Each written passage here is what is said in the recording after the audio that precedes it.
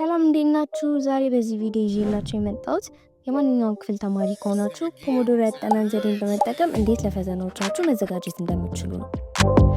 በመጀመሪያ ፖሞዶሮ ያጠናን ዘዴ ምንድነው?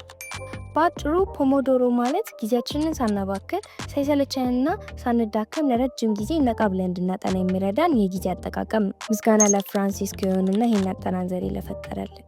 ረጃጅም የሆኑ ርዕሶችን ፕሮዳክቲቭ ሆነን እንድናጠና ይጠቅመናል። አሁን እንዴት ፖሞዶሮ ያጠናን ዘዴ እንደምንጠቀም እናያለን። በጣም ቀላል የሆነ ያጠናን ዘዴ ሲሆን በመጀመሪያ የምታጠኑትን ነገር ምረጡ። አሁን ለምሳሌ እዚህ ቪዲዮ ላይ ፖሞዶሮ ያጠናን ዘዴን ስሞክር የሚያሳይ ነው። እኔ መርጬ የነበረው ሳብጀክት ነበረ እና ከሚከብዳችሁ ነገር አትጀምሩ። ስለዚህ እኔም እዚህ ቪዲዮ ላይ መረጥኩት ከሚቀለኝ ነው ማለት ነው። ከዛ 25 ደቂቃ ታይመር ያዙ። ይህ 25 ደቂቃ የምትፈልጉትን ነገር በደንብ የምታጠኑበት ነው። በዚህ 25 ደቂቃ ውስጥ አንድ ርዕስ ምረጡ። ከዛ በኋላ ያን የመረጣችሁትን ርዕስ ደግሞ ወደ ትንሽ ርዕስ ክፈሉት።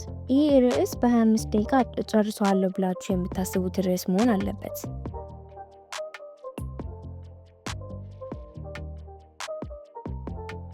ይህንን ርዕስ በደንብ ካነበባችሁ በኋላ ከቻላችሁ ሾርት ኖት እያወጣችሁ አንብቡ።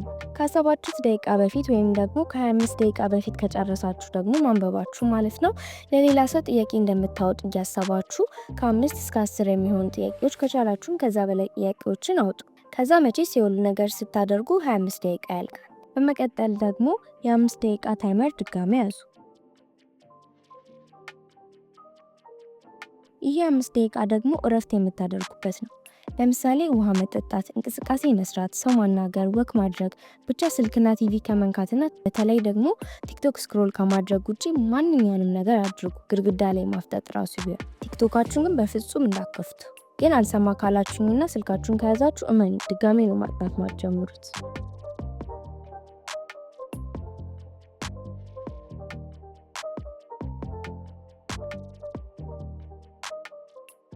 በመጨረሻ ይህንን ያጠናን ዘዴ ለ4 ጊዜ ደጋግሙት።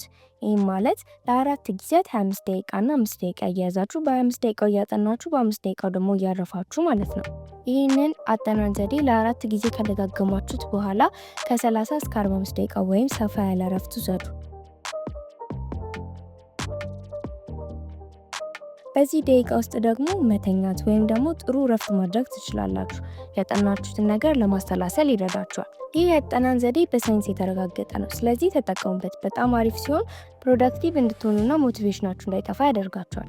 ምክንያቱም አእምሯችሁ ከ25 ደቂቃ በኋላ እረፍት እንዳለው ሲያስብ አይሰለቸውም ማለት ነው። ነገር ግን ሁሉም ሳብጀክት ላይ ይሰራል ማለት አይደለም። ለምሳሌ ረጃጅም ርዕስ ያላቸው ትምህርቶች ሊኖሩ ይችላሉ። ስለዚህ ረጅም ነገር የምታጠኑ ከሆነ ወይም ደግሞ ወደ ትንንሽ ርዕሶች መክፈል ካልቻላችሁ 25 ደቂቃውን ከፍ ወዳሉ ደቂቃዎች መቀየር ትችላላችሁ። ነገር ግን የምታጠኑበትን ደቂቃ በምትጨምሩበት ጊዜ ብሬካችሁ ወይም እረፍታችሁን በዛን ያክል መጨመር ይኖርበታል ማለት ነው።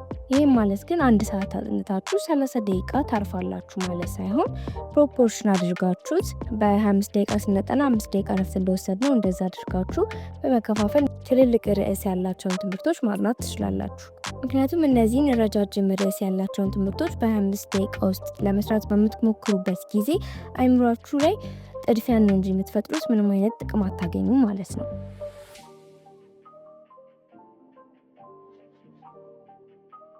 ሰብስክራይብ፣ ላይክ፣ ሼር ማድረግ እንዳትረሱ። በቀጣይ እንድሰራላችሁ የምትፈልጉትን ያጠናን ዘዴ በኮሜንት ላይ አስቀምጡልኝ። በቀጣይ ቪዲዮ እስከምንገናኝ ድረስ መልካም ጊዜ